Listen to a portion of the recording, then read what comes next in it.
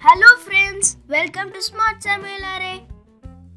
மொச்சைக்கொட்டையில் நிறைந்துள்ள அதிக அளவு ஊட்டச்சத்துக்கள் மார்பக புற்றுநோயை தடுத்தும் அதில் நிறைந்துள்ள நார்ச்சத்துக்கள் இரத்தத்தில் கலந்துள்ள சர்க்கரை அளவை குறைத்தும் இப்படி நம்ம உடம்புக்கு தேவையான பல்வேறுபட்ட மருத்துவ குணங்கள் நிறைந்த மொச்சைக்கொட்டையில் மணக்க மணக்க பிதுக்கு பருப்பு சாம்பார் எப்படி வைக்கிறதுன்னு பார்க்கலாம் வாங்க.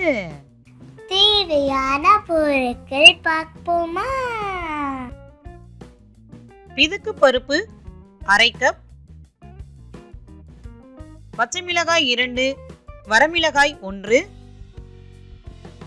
பெரிய வெங்காயம் 1/4 கப் நறுக்கியது, சின்ன வெங்காயம் 5 அல்லது 6 பொடியாக நறுக்கியது, பெரிய சைஸ் தக்காளி 1 பொடியாக நறுக்கியது, சாம்பார் பவுடர் 1 டேபிள் ஸ்பூன், வரமிளகாய் தூள் 1 டீஸ்பூன், கொஞ்சம் கருவேப்பிள்ளை, கொஞ்சம் கொத்தமல்லி இலைகள் பொடியாக நறுக்கியது, உங்களுக்கு விருப்பமான காய்கறிகள் 1 கப், தாளிப்பதற்கு கடுகு, சீரகம், வெந்தயம் தலா 1/2 டீஸ்பூன், சோம்பு 1/4 டீஸ்பூன், தூள் 1/4 டீஸ்பூன், பெருங்காயத்தூள் 1/4 டீஸ்பூன், உப்பு தேவைக்கு தகுந்தாப்புல எடுத்துக்கலாம்.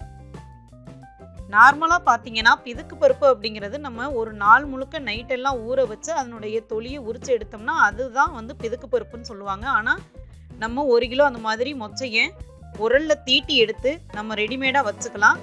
அந்த மாதிரி வச்சுக்கிட்ட மொச்சப்பருப்பு தான் நம்ம எடுத்துருக்குறோம்.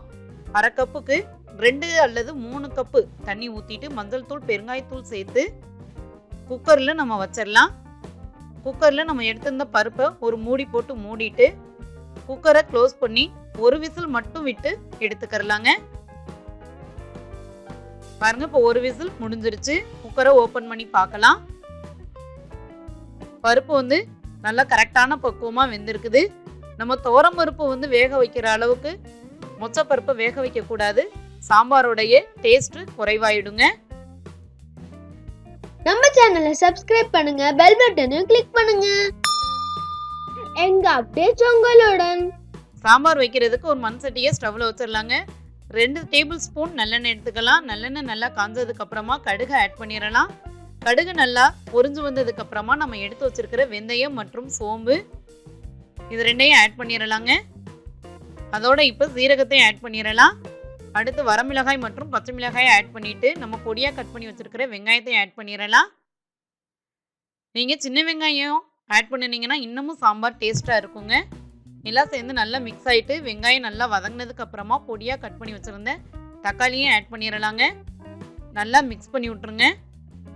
இப்போ சாம்பாருக்கு தேவையான அளவு உப்பு ஆட் பண்ணிடலாம். நம்ம உப்பு ஆட் பண்ண உடனே தக்காளி நல்லா சீக்கிரமாகவே மசிஞ்சு வந்துடுங்க. இந்த டைமில் நம்ம சாம்பாருக்கு எடுத்து வச்சுருந்த சாம்பார் தூள் மற்றும் மிளகாய் தூள் இது 2ஐயும் எண்ணெயிலேயே சேர்த்து நல்லா வதக்கிட்டு நம்ம கட் பண்ணி வச்சுருந்த வெஜிடபிள்ஸை ஆட் பண்ணிடலாம். காய்கறிகள் எல்லாம் நல்ல எண்ணெயில் ஒரு 2 நிமிஷம் வதங்கினதுக்கு அப்புறமா சாம்பாருக்கு போதுமான அளவு தண்ணி ஊற்றிடலாங்க. நான் அரிசி களைஞ்ச தண்ணி யூஸ் பண்ணியிருக்கிறேன். சாம்பார் காய்கறிகள் நல்லா வேகிற வரைக்கும் கொதிக்கட்டும். காய்கறிகள் நல்லா வெந்துருச்சுங்க. இந்த டைமில் நம்ம வேக வச்சு வச்சுருந்த பருப்பை ஆட் பண்ணிடலாம். பிதுக்கு பருப்பு நம்ம ஆட் பண்ணதுக்கப்புறம் ரொம்ப நேரம் கொதிக்க வேண்டியது இல்லைங்க. நான் மாங்காய் ஆட் பண்ணியிருக்கிறனால புளி ஊற்றலை. நீங்கள் மாங்காய் ஆட் பண்ணலைன்னா காய்கறிகள் வெந்ததுக்கப்புறம் முதல்ல புளி ஊற்றிட்டு அது 1 நிமிஷம் கொதிச்சதுக்கு அப்புறமா பருப்பு ஆட் பண்ணிக்கலாங்க. இப்போது பருப்பு நம்ம சாம்பாரில் ஆட் பண்ணி கொதிச்சுட்டு இருக்குது. சாம்பார் கொதிச்சுட்டு இருக்கையிலேயே சாம்பாருக்கான தாளிப்பு பாத்திரலாம். ஒரு பேனில் 1 டேபிள் ஸ்பூன் நல்லெண்ணெய் எடுத்துக்கலாங்க. நல்லெண்ணெய் காஞ்சதும் பொடியாக கட் பண்ணி வச்சுருந்த சின்ன வெங்காயத்தை ஆட் பண்ணிடலாம். அதோட கருவேப்பிலையும் ஆட் பண்ணிவிட்டு நல்லா வதக்கிடலாங்க. நம்ம தாளித்து திரும்ப சாம்பாரில் கொட்டையில் சாம்பார் ரொம்ப டேஸ்ட்டாகவும் மணமாகவும் இருக்குங்க. வெங்காயம் நல்லா வதங்கினதுக்கு அப்புறமா பெருங்காயத்தூள் ஆட் பண்ணிவிட்டு ஸ்டவ்வை ஆஃப் பண்ணிடுங்க. ஸ்டவ்வை ஆஃப் பண்ணிவிட்டு நம்ம பொடியாக கட் பண்ணி வச்சுருந்த மல்லி இலைகளையும் ஆட் பண்ணிடலாம்.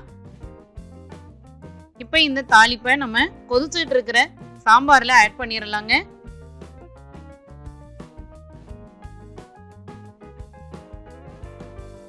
தாளிப்பை சாம்பாரில் ஆட் பண்ணினதுக்கு அப்புறமா சாம்பார் கொதிக்க வேண்டியது இல்லைங்க.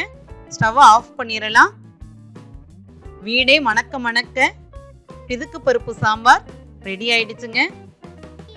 மணக்க மணக்க பிதுக்கு பருப்பு சாம்பார் இன்னைக்கு செஞ்சு பாருங்க. செஞ்சு பார்த்துட்டு உங்க கமெண்ட்டை எனக்கு சொல்லுங்க. தமிழ் இனியது, நம் சமையல் சுவை மிகுந்தது.